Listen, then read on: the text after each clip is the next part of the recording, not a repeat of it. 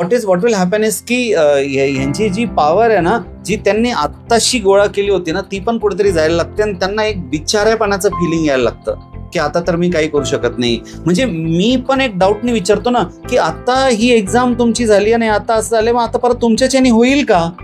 बरोबर आहे. आणि मग यांना जो आता मनात आलं होतं ना की मी परत करून दाखवेल, त्याला पण स्वतःवर परत डाऊट येतो. म्हणजे आताची नीट जी होईल ना, it is not about physics, it is not about chemistry, it is not about biology. मला तर वाटतं it is all about mindset. नमस्कार मित्रांनो, मी चैतन्य कळमकर आपल्या सर्वांचे आपले मराठी पॉडकास्ट ज्याचं नाव आहे ऐकूया बोलूया मध्ये सहर्ष स्वागत करतो. आपल्या पॉडकास्टमध्ये वेगवेगळे विषय चर्चेले जातात. आजचा विषय थोडासा वेगळाच आहे, तो जो आपल्या सर्वांच्या परिचयाचा आहे, तो आहे नीटची एक्झाम. आत्ताच गव्हर्नमेंटचा निर्णय झाला आहे की नीटची एक्झाम कॅन्सल झाली. तर त्याच विषयावर असं वाटलं की चर्चा झाली पाहिजे, म्हणून मी आपल्यासोबत प्राध्यापक गिरीश कुकरेजा सर यांना इन्व्हाइट केलं आहे.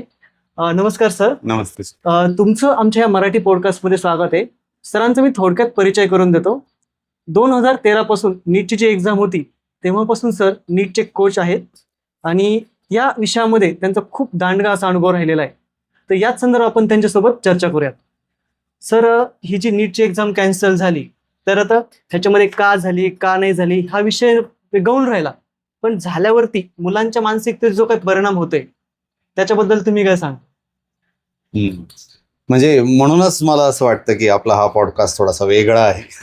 कारण म्हणजे का झाली किंवा बऱ्याचदा आता जेव्हा हे सगळं झालं तेव्हा बरेच लोक आले, चर्चा केली, तर बऱ्याच जणांचं असं असतं की तुमचं मत काय, तुम्हाला काय वाटतं, आणि मग हे जे झालं ते बरोबर झालं का नाही, किंवा याच्यामध्ये NTA काय करायला पाहिजे, गव्हर्नमेंटनी काय करायला पाहिजे. म्हणजे तुझा प्रश्न मला खूप आवडला की आता ह्या सगळ्या भानगडीतून आपल्याला बाहेर येऊन तुम्हाला प्रश्न काय विचारला तुम्ही मला की मुलांची मानसिकता काय असायला पाहिजे. बरोबर. कारण आपला जो आपण म्हणूयात ना, जो केंद्रबिंदू आहे ज्यासाठी हे सगळं चाललंय, म्हणजे बघा ना, म्हणजे ही जी एक्झाम आता कॅन्सल झाली आणि ही परत होऊ पाहतीये, सिस्टम हे सगळं करतंय कशासाठी की जे लीक झालं पेपर आणि त्याच्यामुळं हे जे आपण म्हणतो ना 20 लाख प्लस विद्यार्थी, यावेळेस 22 लाख, मागच्या वेळेस 25 लाख विद्यार्थी जी परीक्षा देतात, त्यांच्यावर कुठल्याही प्रकारचा अन्याय होऊ नये.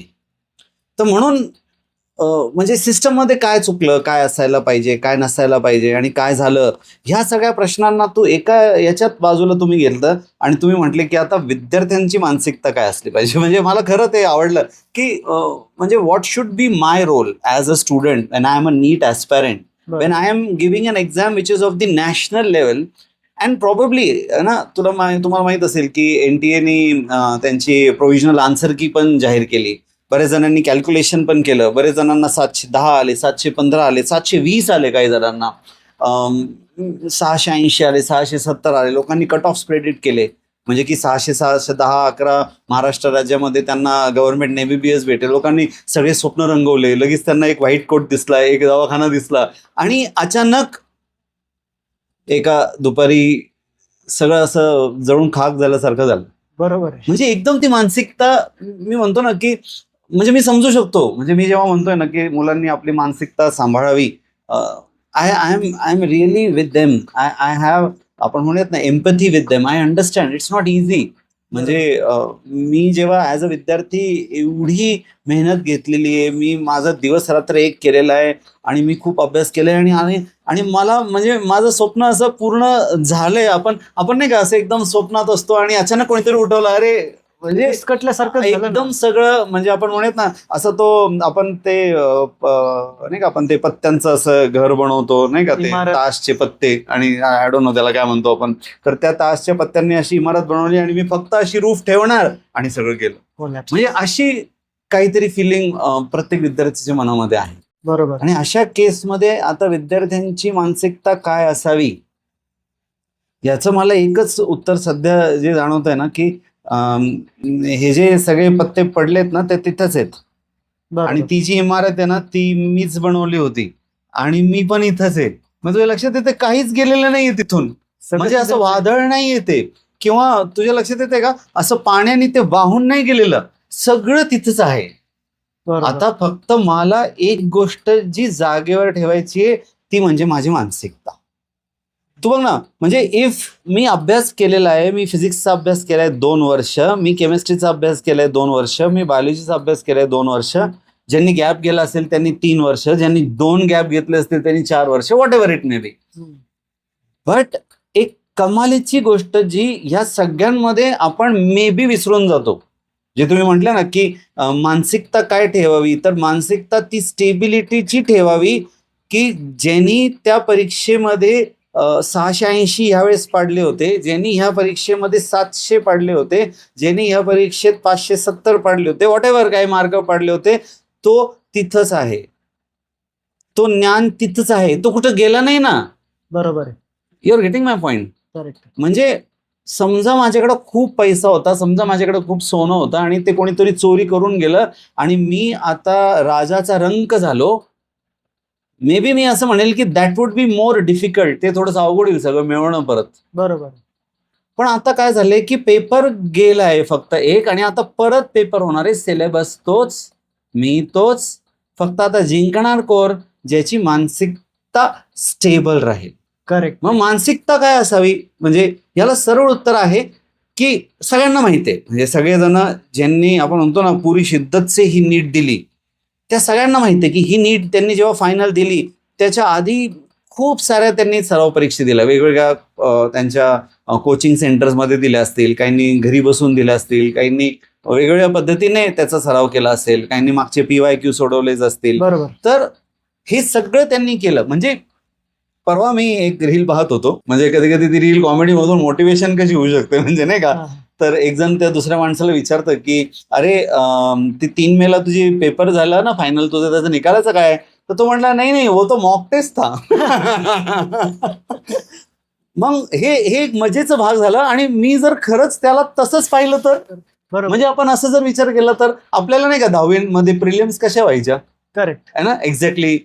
कॉलेजमध्ये आपल्या प्री युनिव्हर्सिटी एक्झाम, म्हणजे सगळं वातावरण तसंच. म्हणजे किती जण तसं करतात. म्हणजे बरेचसे असे कोचिंग सेंटर्स आहेत ना जे आता असं अनाऊन्स करतात की आम्ही तुम्हाला रिअल फिलिंग देतो. म्हणजे लिटरली असे सेंटर्स आहेत भारतभरात की जिथं ना अशी ऍक्च्युअल एक्झाम जशी होते ना तशी होते. म्हणजे तुमची झडती घेतली जाते, तुम्हाला सेंटर्स अलॉट केले जातात, म्हणजे तुम्ही मॉक एक्झामचं तुम्हाला रिअल नीटचं फिलिंग देत.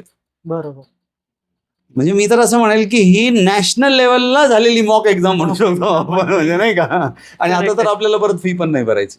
हे मी तुला परत एकदा मी क्लिअर करतो. बऱ्याच जणांना वाटेल की काय तिकडे बसून सांगतात ते. माझी एम्पॅथी सगळ्यांसोबत आहे, मी सगळ्यांना समजू शकतो, पण तुझ्या लक्षात येते काही करू शकत नाही. बरोबर. मग मी जे करू शकतो ना त्याच्यावर आपण फोकस करावं. म्हणून मी तुम्हाला काय करू शकतो, मी तुम्हाला फक्त सांगू शकतो की तुम्ही त्याला एक मॉक टेस्ट पकडा आणि आता परत त्याच पद्धतीने, परत त्याच नव्या जोमाने परत मैदानात उतरा. तुमच्यासोबत गोष्ट वाटते म्हणजे तुमच्यासोबत सगळी सिस्टम आहे परत. करेक्ट. सगळं सेम आहे. तुमच्यासोबत तुमचे पालक आहेत, तुमच्यासोबत तुमचे गुरु आहेत, तुमच्यासोबत तुमचे शिक्षक आहेत. म्हणजे एक मला खूप अभिमान वाटतो आपल्या सगळ्या शिक्षक कम्युनिटीचा. म्हणजे सगळ्या शिक्षकांनी सांगितलंय की आम्ही तुमच्या सोबत आहोत. तरी सगळे शिक्षक तुमच्या सोबत आहेत. तुम्ही तुमच्या सोबत आहात का, हा आता प्रश्न तेवढाच राहिलेला आहे. तुमचे पालक मे बी तुमच्या सोबत आहेत, थोडेसे घाबरलेले आहेत, थोडेसे पॅनिक झालेले आहेत, परत ते सगळं होईल का नाही असं सगळं होतंय. पण म्हणजे माझं एकमेव सल्ला एवढंच राहील, रिलॅक्स राहा, एक डीप ब्रेथ घ्या, शांत राहा. जी सिच्युएशन माझ्या कंट्रोलमध्ये नाहीये त्याचा विचार न करता जे माझ्या आता कंट्रोलमध्ये आहे त्याचा विचार करा. मी परत एकदा अंडरलाईन करतो, म्हणणं सोपं आहे, करणं अवघड आहे, पण आपल्याला डॉक्टर पण व्हायचं आहे. त्यासाठी तेवढ्या गोष्टी करावी लागणार आहे, करावंच लागणार. म्हणजे आणि काय होतं माहिती का, सोशल मीडियाच्या माध्यमातून बऱ्याचशा गोष्टी ट्रेंडिंगला आहेत, खूप ट्रेंडिंगला आहेत. मग त्या गोष्टींकडे पाहणं किंवा त्याच्याकडे कसं इग्नोर करणं महत्वाचं आहे. काय वाटतंय आता त्याचं एक उत्तम उदाहरण सांगू का तुम्हाला. आता तुम्हाला किती पटेल मला माहित नाही, पण तुम्ही बघा, समजा चालता चालता तुम्ही पडले कुठेतरी आणि तुम्हाला असं लागलं आणि तुम्हाला कोणीच पाहिलं नाही. हा, समजा काही वाटत नाही बघा, म्हणजे काहीच बोललं नाही. आणि समजा दोनच्या लोक काय झालं काय झालं काय झालं, म्हणजे अगदी लहान मुलांमध्ये पण बघा तसं असतं. ओके. है ना, म्हणजे बरोबर. तो जर पडला आणि त्याने पाहिलं ना, कोणीच पाहिलं नाहीये, तर मे बी तो पण एवढं रिॲक्ट करत नाही, रडतच नाही. रडत पण नाही. बरोबर. आणि जर त्याने पाहिलं, मम्मीने पाहिलं आणि मम्मीच्या डोळ्यात अश्रू आले, त्याचे डबल येते. करेक्ट. थोडंसं काय होतंय, म्हणजे मी परत एकदा सांगतो, माझी सगळ्यांसोबत सहानुभूती आहे, एम्पथी आहे, सगळ्यांसोबत आहे, किंवा ज्यांना असं वाटतंय की खूप वाईट झालं आहे, जे की झालंच आहे, आणि जे 4 वेळा ते म्हणून दाखवतात, ते त्यांच्या पण मनातली ती तळतळच आहे, त्यांना पण तुमच्याबद्दल आपुलकीच आहे, त्याबद्दल नाही.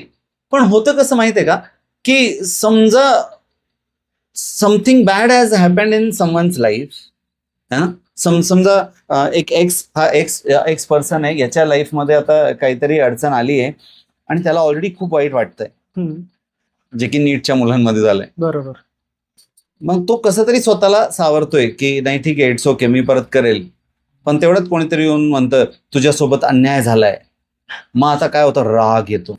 कोणीतरी येऊन सांगतं की हे शासनाचं असं होतंय, मग ऑलरेडी त्याच्यामध्ये जे काही पॉलिटिकल व्ह्यूज असतील त्याच्याबद्दल पण चर्चा व्हायला चालू होते. मग कोणीतरी येऊन सांगतो तुझे आतापर्यंत केलेले कष्टांवर हा पाणी टाकलेला आहे. मग तुझ्या लक्षात येते का की व्हॉट विल हॅपन इज की यांची जी पॉवर आहे ना, जी त्यांनी आत्ताशी गोळा केली होती ना, ती पण कुठेतरी जायला लागते आणि त्यांना एक बिचारेपणाचं फिलिंग यायला लागतं की आता तर मी काही करू शकत नाही. म्हणजे मी पण एक डाऊटने विचारतो ना की आता ही एक्झाम तुमची झाली आणि आता असं झालं, मग आता परत तुमच्याच्याने होईल का? बरोबर आहे. आणि मग यांना जो आता मनात आलं होतं ना की मी परत करून दाखवेल, त्याला पण स्वतःवर परत डाऊट येतो. म्हणजे आताची नीट जी होईल ना, it is not about physics, it is not about chemistry, it is not about biology. मला तर वाटतं it is all about mindset.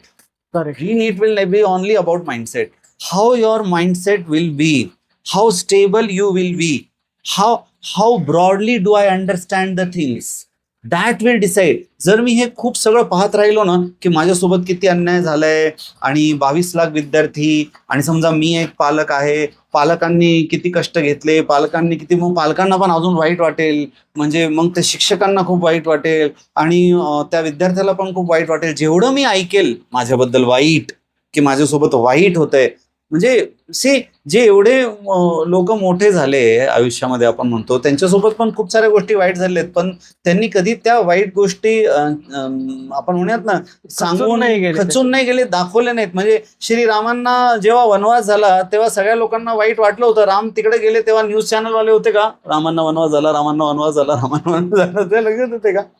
So what I am trying to say is की जेवढं आपण रिइन्फोर्स करूयात ती गोष्ट, इट वॉज लाईक की ठीक आहे, मला आई वडिलांची आज्ञा आहे, मी ती पालन करणार आहे.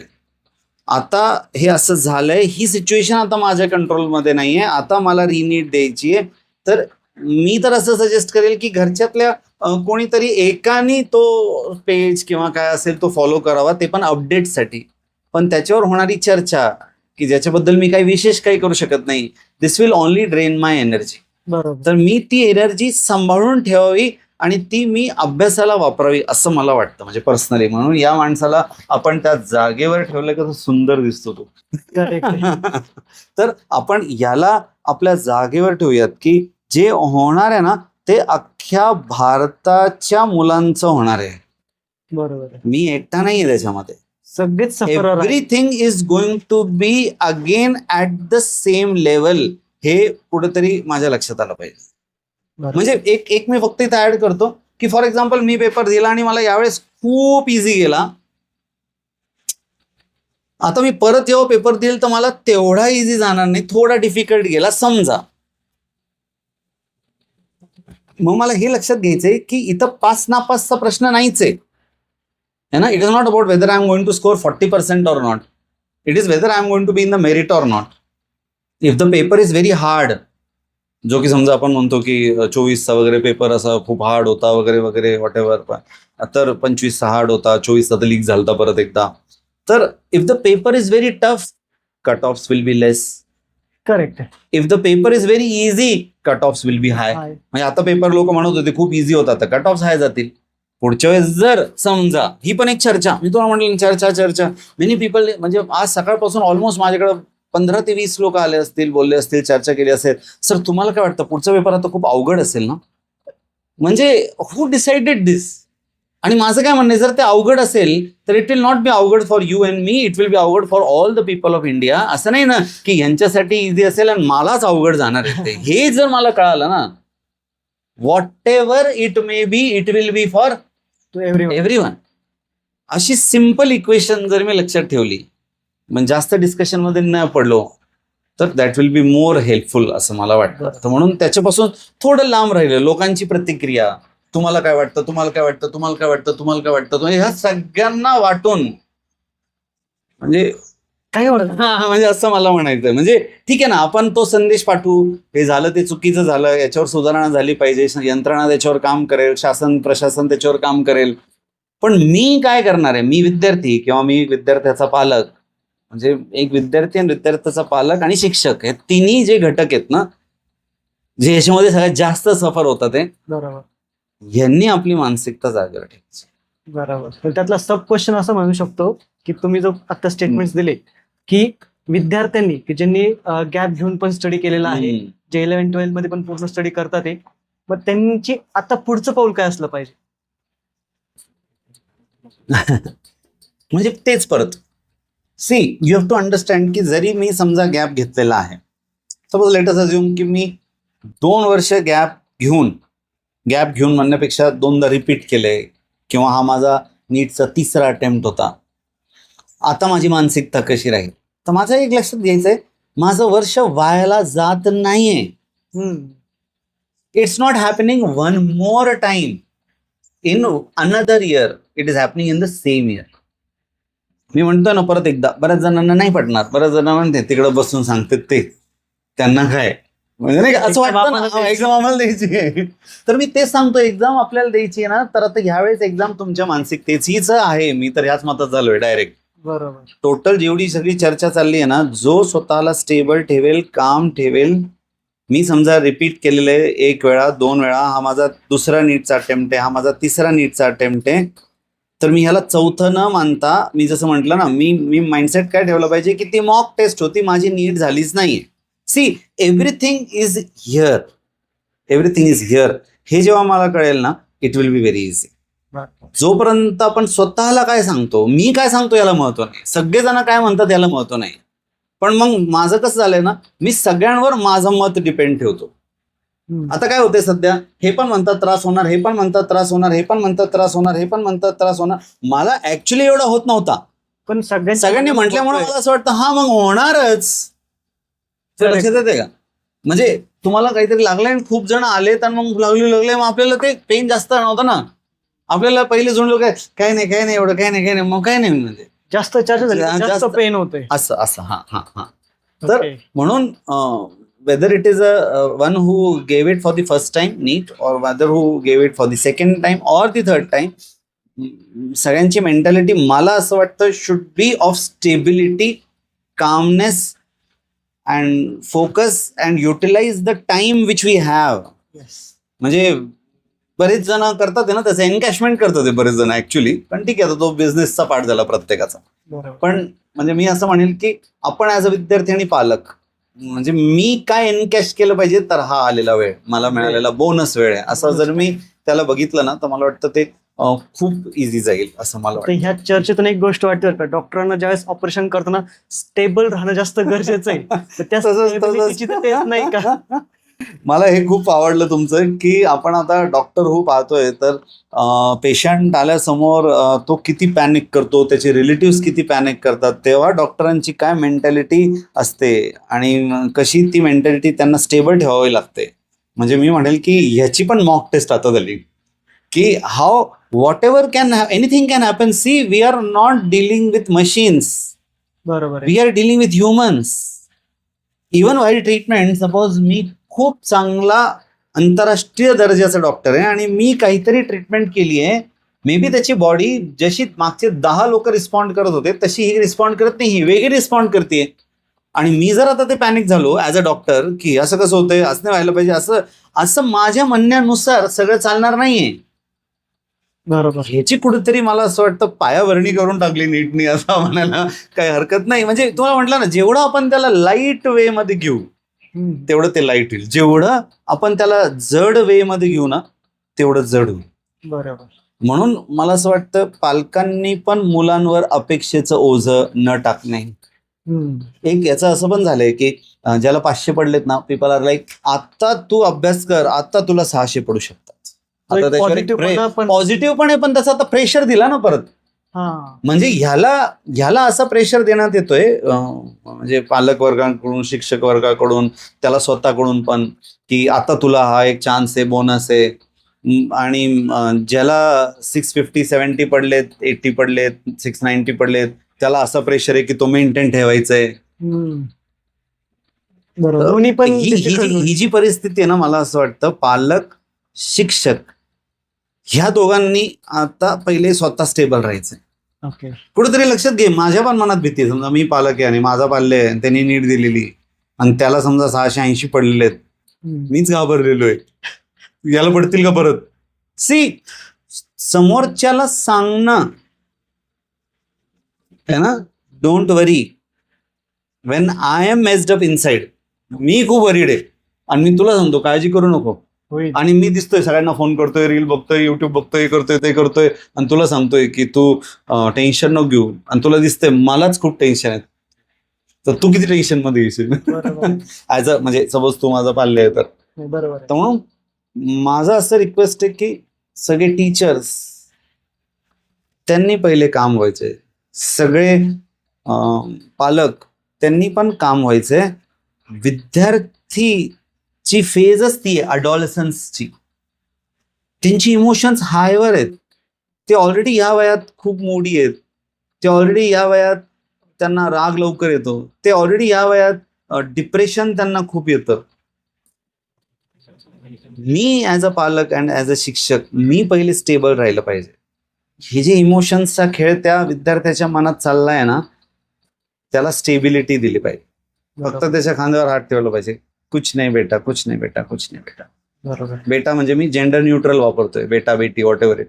करेक्ट है ना, कुछ नहीं बच्चा, हम तुम्हारे साथ है. आणि हम तुम्हारे साथ है मध्ये क्लॅरिटी अशी पाहिजे की कुछ भी हो जाए हम तुम्हारे साथ है, हम तुम्हारे साथ है, तुम करके ही दिखाओ. म्हणजे काय होईल, डोंट वरी ना, यू ट्राय युअर बेस्ट. ठीक आहे ना, करके दिखाओ मोटिवेट केलंच पाहिजे आपण, पण ती परत एक अपेक्षा आपण जी सोडतो ना त्याच्यामध्ये. आता सध्या म्हणजे मला तर पर्सनली असं वाटतं की म्हणजे नाही का, प्रत्येकाला, प्रत्येक विद्यार्थी, प्रत्येक पालक, प्रत्येक शिक्षक सध्या तरी शांत राहून ही नीट देणे. बरोबर. म्हणजे याच्याशिवाय आता आपल्याकडं सध्या तर काही माझ्या समोर तरी पर्याय दिसत नाही ना. मी समजा एनर्जी वेस्ट होती, 100% त्याच गोष्टीवरती फोकस कर. 100% ना. आपण समजा इथं किती पण वेळ चर्चा केली आणि अजून 2 तास पॉडकास्ट चालला, नो युटिलायझेशन. आतापर्यंत काय झालं, आतापर्यंत किती लीक झाले, आतापर्यंत एकच झालं, मागच्या वेळेस एकच झालं. मला असं वाटतं दिस इज नॉट द टाइम. बरोबर. तुम्हाला वाटतं ना काहीतरी ऍक्शन घ्यायची, काहीतरी सर्वे करायचा, काहीतरी रिसर्च करायचा, हे सगळं त्यांना त्याची जाणीव करून द्यायची रीनीट नंतर. बरोबर. म्हणजे करा ना. तुम्हाला असं वाटतं ना सिस्टम मध्ये काहीतरी चुकलंय, तुम्ही सिस्टमला सांगितलं पाहिजे, सगळं केलं पाहिजे.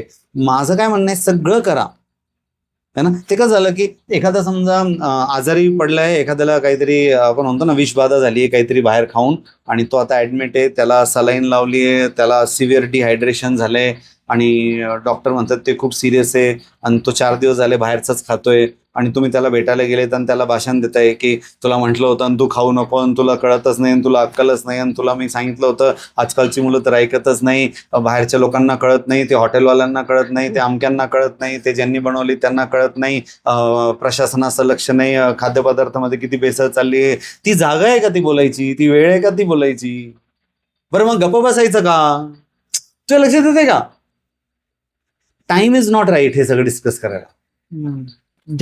पेशंटला बरा होऊ द्या, मग तुम्ही जिथं काही खाल्लं होतं, तुम्हाला असं वाटतं की तिथं काहीतरी बाधा झाली, मग तुम्ही त्यांच्याशी जाऊन चर्चा करा. मग तुम्हाला वाटतं प्रशासनाने काय केलं पाहिजे, पहिले तुम्ही तर बरे व्हा सगळ्या गोष्टी करण्यासाठी. म्हणून मला असं वाटतं की ही जी वेळ आहे ना, ही वेळ फक्त आणि फक्त फोकस स्वतःवर स्टेबल ठेवून परत एकदा नव्या जोमाने अभ्यास करून जे होईल त्याला सामोरे जाण्यासाठी आपण सज्ज असलं पाहिजे. एक शिक्षक म्हणून, एक पालक म्हणून आपण विद्यार्थ्यांसोबत उभं राहिलं पाहिजे. विद्यार्थी म्हणून म्हणणार नाही, कारण त्यांची दशा खरंच खूप वेगळीच आहे. म्हणजे मला तो शब्द पण आता म्हणत नाही की त्यांचं काय म्हणत, म्हणजे नाही का, म्हणजे उलट मला असं वाटतं की we have more greater responsibility as a teacher, as a parent, as a society. बरोबर.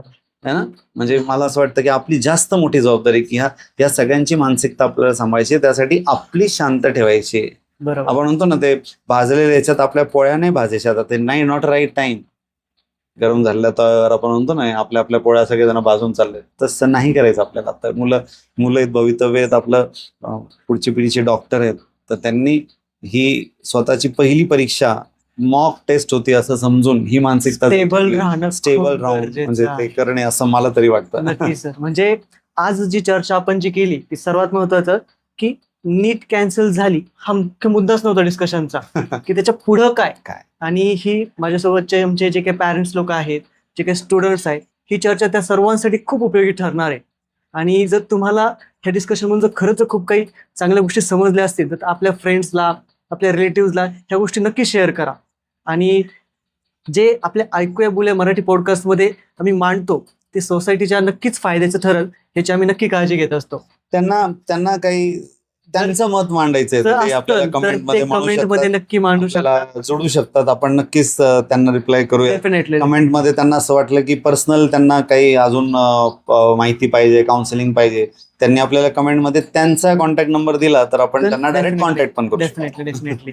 सरांच्या माध्यमातूनही तुम्ही नक्की सरांसोबत जोडू शकता.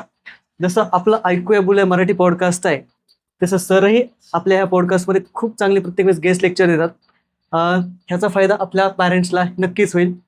बरं, तुम्हाला आपला हा पॉडकास्ट कसा वाटला ह्याबद्दलही नक्की सांगा आणि जोडले राहा तुमच्या आमच्या या मराठी पॉडकास्टसोबत ज्याचं नाव आहे ऐकूया बोलूया. धन्यवाद.